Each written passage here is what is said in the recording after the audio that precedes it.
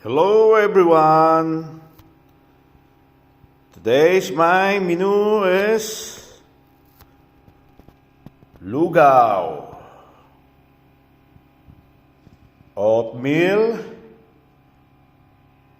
3 pieces of pancake, and 2 eggs. Ito po ang aking breakfast for today. Tayo po'y kumain na. Ayan po yung aking pagkain for today. Let's eat. I